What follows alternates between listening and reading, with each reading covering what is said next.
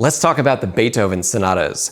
When I say most difficult, you say Hammer Clavier, Opus 111, Opus 109, the Appassionata. And there are more, of course, and taken as a whole, yes, these sonatas are massive pieces. They are beastly even, colossal.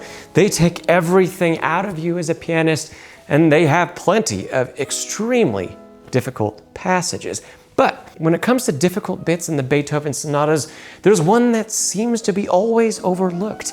Sometimes the movement is even called easy when compared to Beethoven's late works. Can you guess the sonata I'm talking about? Here's a hint for you.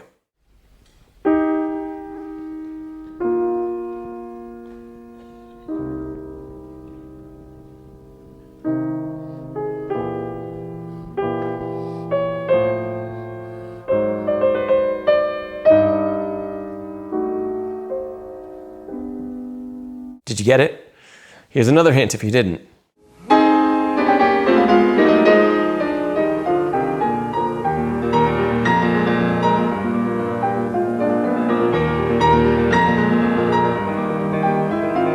Yes, it's Opus 81A, Beethoven's Les Adieux Sonata. And, wait for it, I think Beethoven's two most difficult to play measures are not in the blazingly fast third movement, but right in the first movement. Do you know those two bars I'm talking about?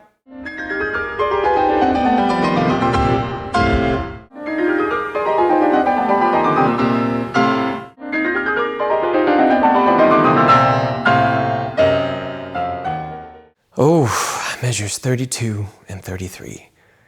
Maybe, just maybe, the hardest two measures in all of Beethoven.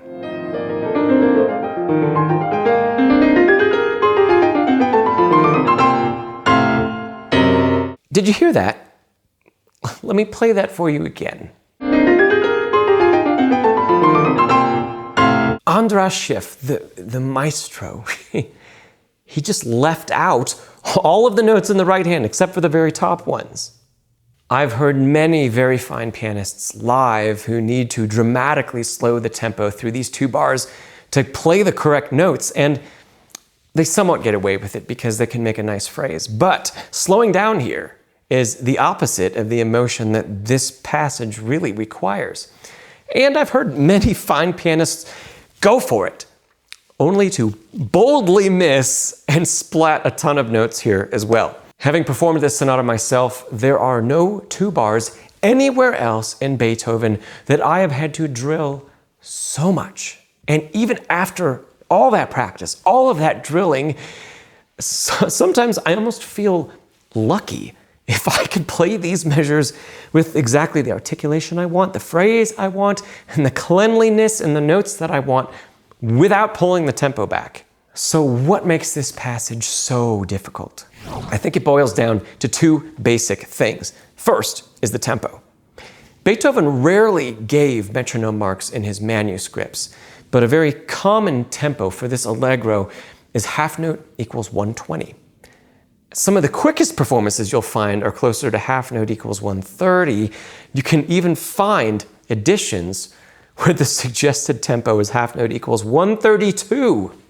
So, even though these bars are only notated as eighth notes, they are fast. Secondly, the left hand. Okay, the left hand, we're going to say is just a combination of two scales, and that makes this relatively easy, even at the tempo.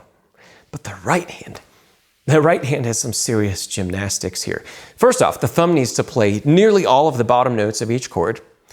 Secondly, the notes in the rest of the chord are moving between white keys and black keys. That might sound straightforward, but those two things mean that, first of all, because of the repetition of the thumb, this passage starts to feel almost like a passage in octaves, a passage where you have repeated octaves or repeated fast-moving octaves around the piano. And secondly, because the harmonies use black keys all over the chords, bottom of the chord, middle of the chord, top of the chord, the hand is always changing position. It's moving in and out of the keys. The wrist is slightly rotating to the right. It's slightly rotating to the left. It's changing on pretty much an eighth note by eighth note basis.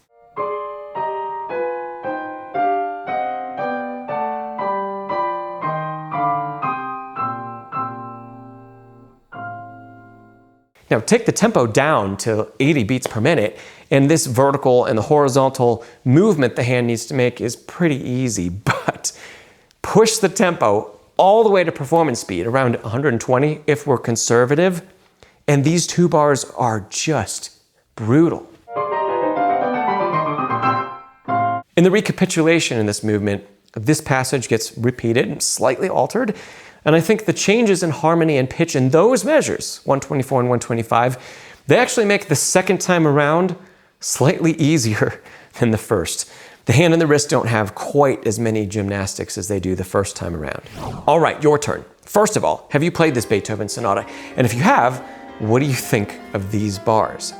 And secondly, if you disagree with me, what do you think the hardest measures in Beethoven are? Go ahead, leave a comment below.